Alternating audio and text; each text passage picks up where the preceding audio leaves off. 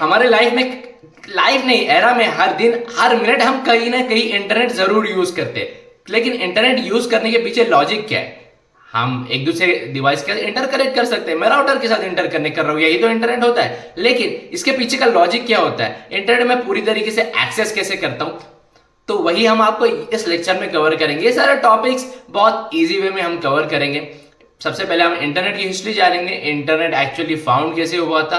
फिर कुछ प्रोटोकॉल्स पढ़ेंगे इंटरनेट पढ़ने से पहले, इंटरनेट की लॉजिक पढ़ने से पहले, जैसे टीसीपी आईपी क्या होता है, आईपी क्या होता है, प्रोटोकॉल्स क्या होते हैं, चंक्स क्या होते हैं। ये बहुत बेहतरीन टर्म्स है, इसको हम अच्छे से समझेंगे डिटेल में, ताकि इंटरनेट की जो हिस्ट्री है या फिर जो लॉजिक है उसमें समझने में हमें इजी हो।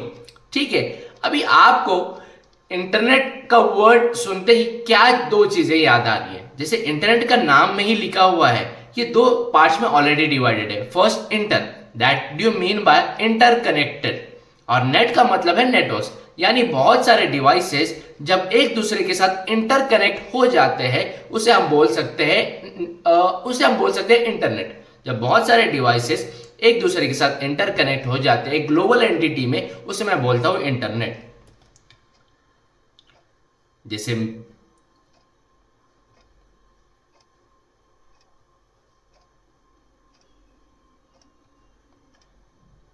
इसे मैं बोलूंगा, जो मेरा सर्कल है उसको मैं इंटरनेट बोलूंगा, और ये ग्लोबल एंटिटी है और उसके अंदर छोटे छोटे नेटवर्क्स होते हैं, उसे वो एक सब सब एंटिटी है, एक पार्ट है इंटरनेट का।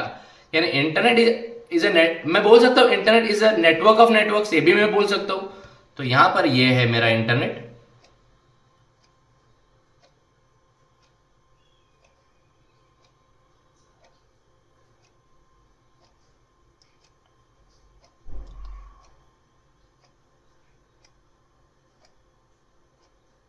ये है मेरा इंटरनेट।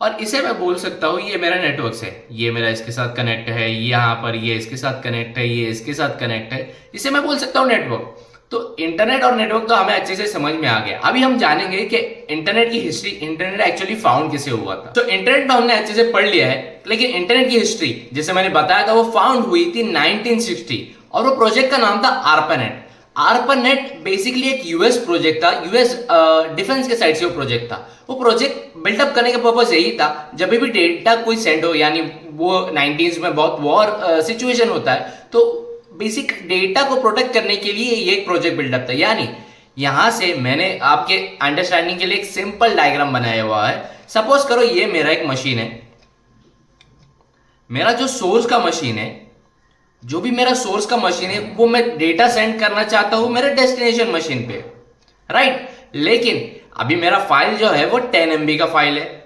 अब मैं उसको सेंड करूंगा सेफर साइड पे, वो कैसा होगा?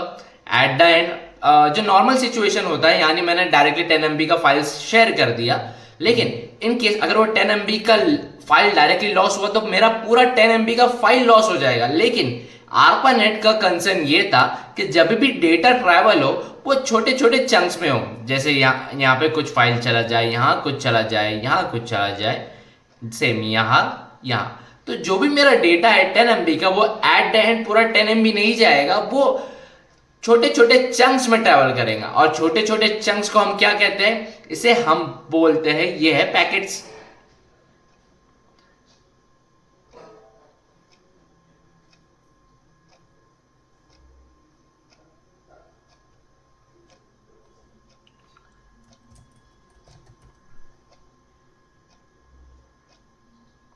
और इसे हम कहते हैं पैकेट्स। यानी जो भी मेरा डेटा है वो पैकेट्स के थ्रू ट्रैवल हो रहा है, ताकि मेरा डेटा भी सिक्योर हो। अभी ये तो हमने पढ़ लिया है, इसको मैं जूम करता हूं। अभी हम आते हैं 1970। एक्चुअल में 1960 में तो आर्पानेट फाउंड हुआ था, लेकिन 1970 में क्या हुआ था? 1970 में ये यूज होने लगा है ऑर्गेनाइजेशन और इंस्टीट्यूट लेवल पे। यानी ये एक इसने एक एक्सट्रीम एक फर्स्ट लेवल पार कर दिया है, सेकेंड लेवल पे लोग ऑर्गेनाइजेशन और इंस्टीट्यूशनल लेवल पे ये यूज करने लगे थे।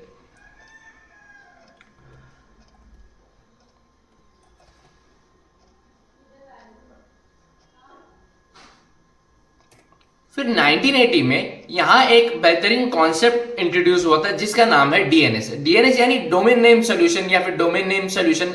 डोमेन नेम सोल्यूशन आप बेसिकली बोल सकते हो, यानी जब भी हमारा google.com है, वो एक्चुअल google.com कैसे आइडेंटिफाई होता है, वो जो google.com को एक कन्वर्ट करता है एक स्पेसिफिक आईपी एड्रेस में, ताकि इंटरनेट उसको फाइंड करने में इजी हो। उसके लिए हम आगे डिटेल में पढ़ेंगे, सिर्फ अभी के लिए हमको इतना समझना है डोमेन नेम सोल्यूशन यह है, ये हमारे जो भी डोमेन को कन्वर्ट करता है आईपी एड्रेस में। फिर 1990 में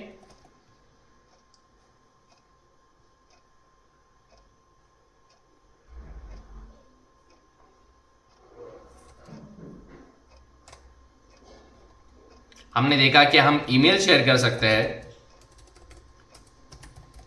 हम एसएमएस भेज सकते हैं और हम व्हाट्सएप भी हमने स्टार्ट किया। तो 1990 में हमने बहुत अच्छे रिवोल्यूशन देखे जिसमें ईमेल, एसएमएस और व्हाट्सएप हमें दिख रहा है। 2000 ये है, ये मोबाइल फोन का इवोल्यूशन है, इवोल्यूशन रेवोल्यूशन सॉरी।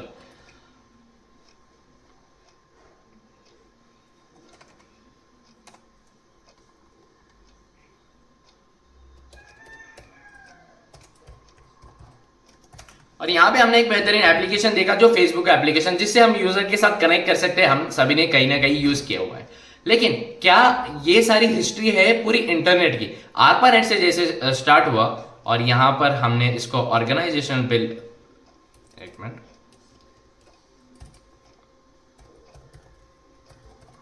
लेकिन अगर अभी के सिचुएशन में करोगे क्या सोचोगे भी क्या इंटरनेट के बिना हम कुछ कर सकते? नहीं। अभी के टाइम में हमारी डिपेंडेबिलिटी इंटरनेट पे इतनी बढ़ गई है, कुछ भी प्रोडक्ट वेबसाइट एक्सेस करना है मुझे इंटरनेट का यूज करना पड़ेगा। यूट्यूब पे मैं वीडियो चेक कर रहा हूँ, मुझे यूट्यूब एक बेसिकली एप्लीकेशन है, लेकिन मुझे इंटरनेट का एक्सेस करना पड़ेगा। मैं ऑफलाइन वीडियोस पर नहीं देख सकता हूँ।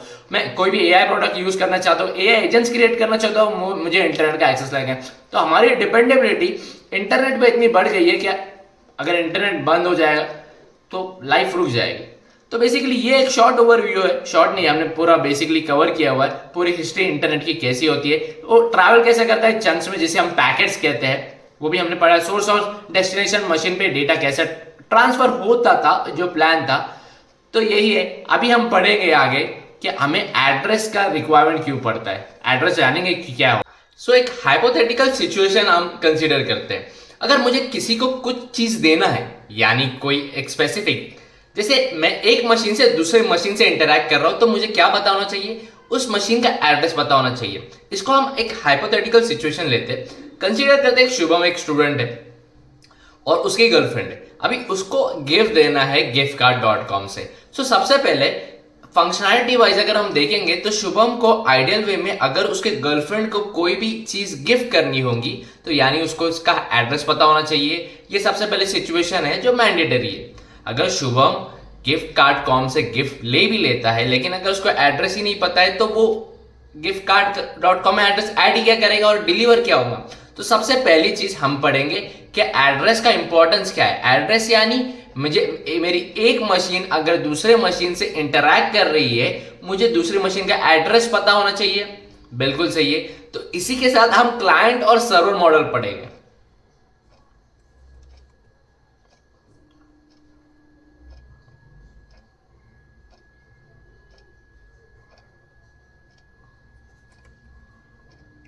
तो क्लाइंट और सर्वर मॉडल होता क्या है? मेरी दो मशीन है, एक मेरी मशीन है जिसका नाम मैं दे देता हूं, एक मिनट,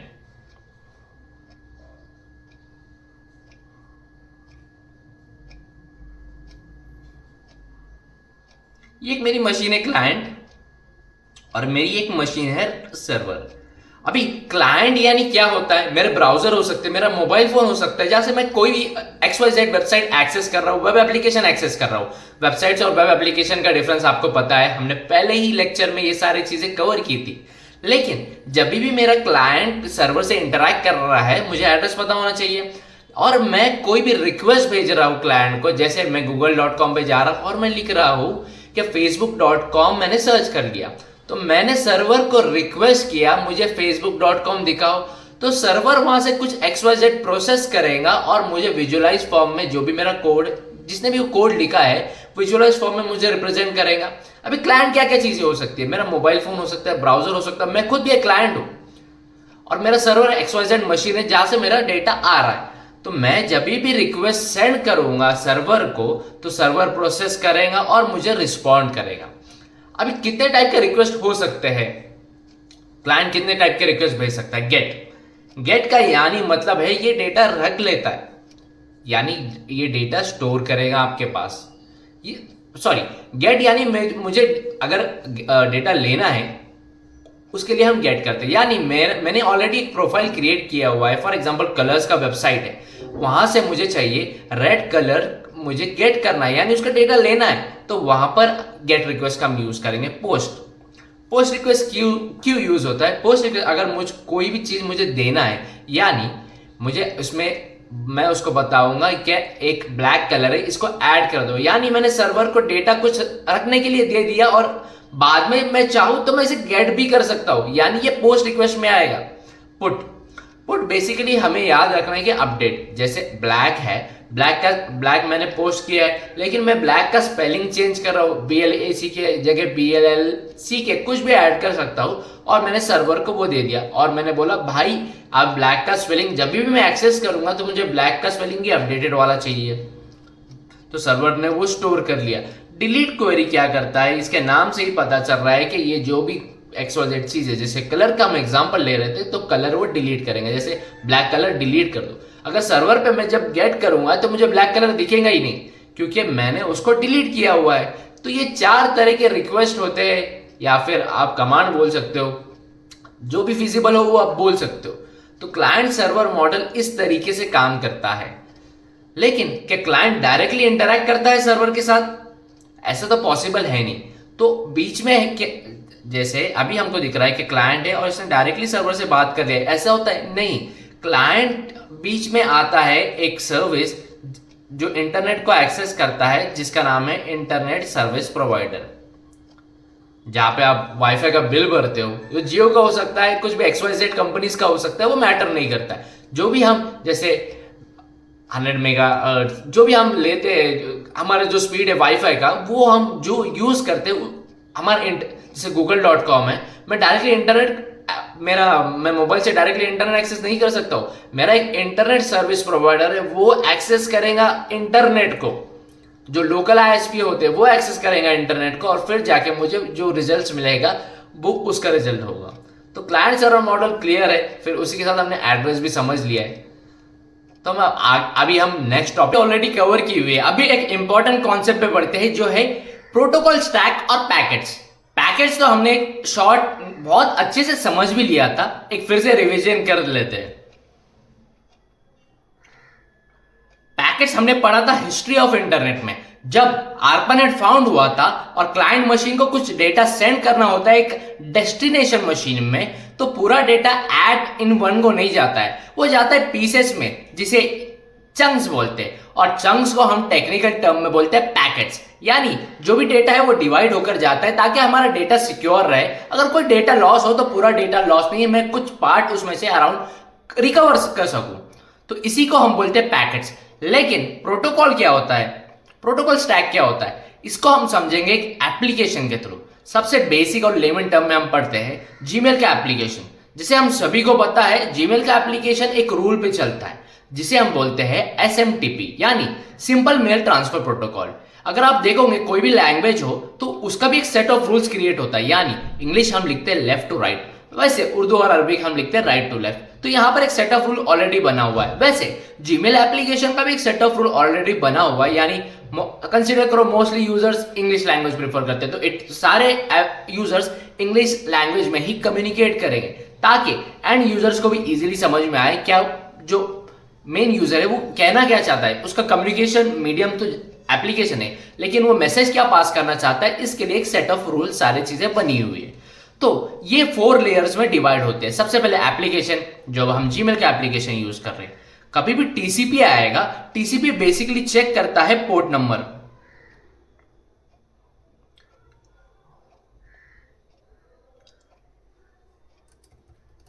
लेकिन ये पोर्ट नंबर किसका देखता है, ये डेस्टिनेशन सिस्टम का पोर्ट नंबर देखता है।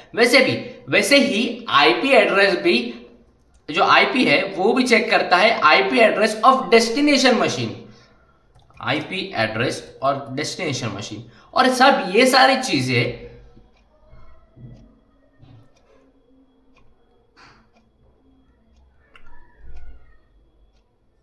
और ये जो दोनों चीजें हैं ये ऐड हो जाती है रिक्वेस्ट में, ये ऐड हो गई है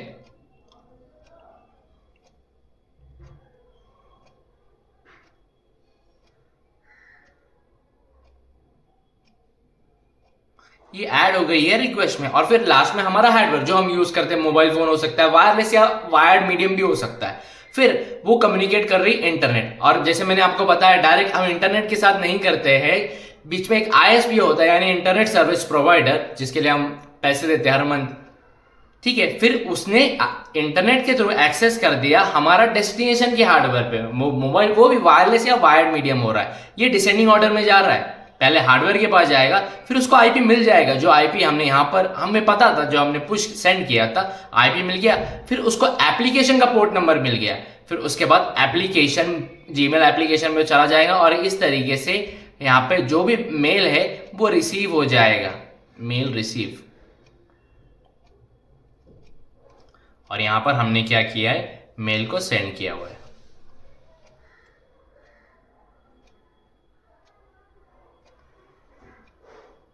तो इस तरीके से पूरा एप्लीकेशन लेयर्स होपफुली अगर 30-40% भी आपको समझ में आया तो वेल एंड गुड। हम फिर से रिवाइज करते हैं, 4 तरीके के लेयर्स होते हैं कोई भी एप्लीकेशन में। सबसे पहले एप्लीकेशन, सेकंड टीसीपी जो पोर्ट नंबर चेक करता है अपोजिट यानी डेस्टिनेशन सिस्टम का या फिर डेस्टिनेशन मशीन का बोल सकते हो।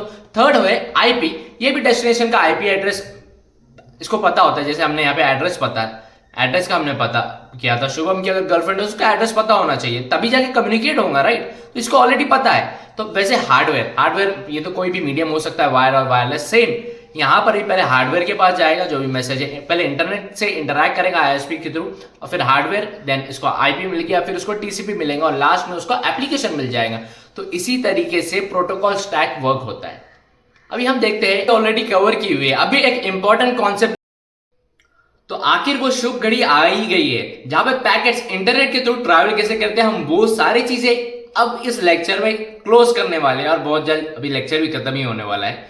तो जैसे मैंने बताया था, क्लाइंट और सर्वर जब इंटरैक्ट करता है तो वो डायरेक्टली इंटरैक्ट नहीं करता है, या फिर इंटरनेट के थ्रू डायरेक्टली इंटरैक्ट नहीं कर सकते, बीच में आईएसपी होता है। अभी जैसे यहां पर दिख रहा है, ये मेरे क्लाइंट का मशीन है, ठीक है।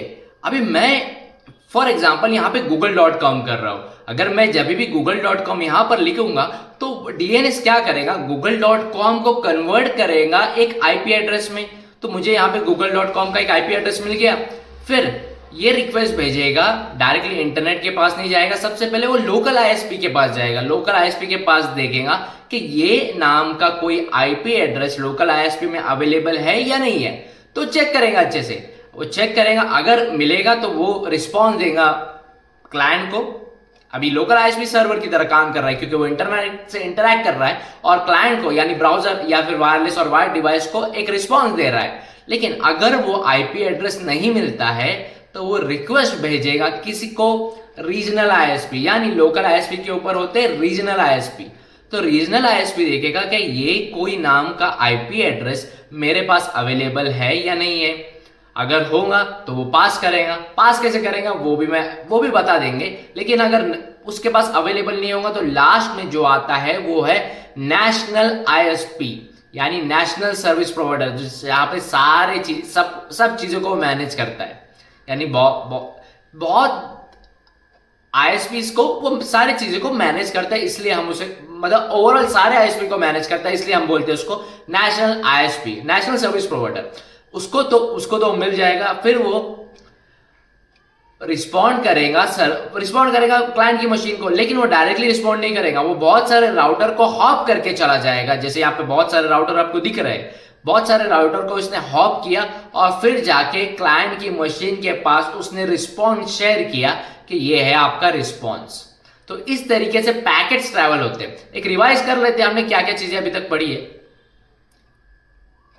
सबसे पहले हमने इंटरनेट के बारे में जाना था। वो दो पार्ट्स में डिवाइड होता है, इंटरकनेक्टेड नेटवर्क्स, और जहां बहुत सारे सिस्टम एक दूसरे के साथ इंटरकनेक्ट हो जाते हैं उसे हम इंटरनेट कहते हैं। और इंटरनेट एक ग्लोबल एंटिटी है, उसका एक शॉर्ट एंटिटी नेटवर्क्स है। ये सारी चीजें पढ़ी थी।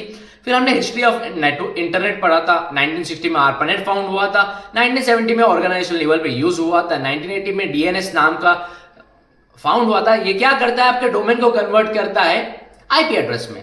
1990 में ईमेल, एसएमएस और व्हाट्सएप का रेवोल्यूशन हुआ था। 2000 में मोबाइल और फेसबुक का हुआ था, जिसे हम सबको पता है। ARPANET फाउंड होने के बीच उसके पीछे कंसर्न क्या था, एक यूएस मिलिट्री का एक प्रोजेक्ट चल रहा था डेटा रिलेटेड, यानी अगर कोई भी data in future war zone आ जाता है तो वो लॉस ना हो, इसलिए जो भी डेटा ट्रैवल होगा वो in the form of chunks होगा, जिसे हम बोलते हैं पैकेट्स। अभी एड्रेस का इंपॉर्टेंस पड़ा था। फॉर एग्जांपल, अगर मुझे एक सिस्टम से दूसरे सिस्टम से इंटरैक्ट करना होगा, ऑफ कोर्स मुझे उसका आईपी एड्रेस पता होना चाहिए। उसका हमने एक एग्जांपल लिया था शुभम नाम के वेरिएबल से। फिर क्लाइंट सर्वर मॉडल हमने पढ़ा था। क्लाइंट जब भी रिक्वेस्ट करता है और सर्वर कभी भी रिस्पॉन्ड करता है, जो इंटरनेट यूज होता है बीच में आईएसपी का यूज करते हैं। फिर मैंने आईएसपी के बारे में बताया था, एक्चुअल आईएसपी वर्क कैसे होता है। अगर लोकल आईएसपी के, अगर मुझे स्पेसिफिक कोई भी एक डोमेन सर्च करना होगा, मुझे डोमेन का नाम तो पता है, जैसे google.com, लेकिन मुझे उसका आईपी एड्रेस नहीं पता है, तो वो डीएनएस नाम जो डीएनएस है वो मेरे जो डोमेन को कन्वर्ट करता है आईपी एड्रेस में। फिर वो लोकल आईएसपी के पास जाएगा, अगर मिलेगा तो बहुत सारे राउटर्स के थ्रू मुझे रिस्पॉन्स मिलेगा, अगर नहीं होगा तो फिर रीजनल देन नेशनल। उसके बाद हमने पैकेट्स के बारे में, प्रोटोकॉल स्टैक्स के बारे में पढ़ा था। जीमेल का एप्लीकेशन का हमने एग्जांपल लिया था, जहाँ पे एक एप्लीकेशन दूसरे एप्लीकेशन से इंटरैक्ट कैसे करते हैं। हमने वहां पे टीसीपी के बारे में पढ़ा था, आईपी के बारे में पढ़ा था, हार्डवेयर जो वायर और वायरलेस नेटवर्क होते हैं। तो इसी तरीके से हमने ये पूरा लेक्चर नंबर 2 कंप्लीट किया हुआ है। कुछ भी डाउट्स होंगे आप मुझे कमेंट सेक्शन में बता सकते हो, और मैं नोट्स डिस्क्रिप्शन में ऐड कर दूंगा। So thank you so much everyone, will just meet in the next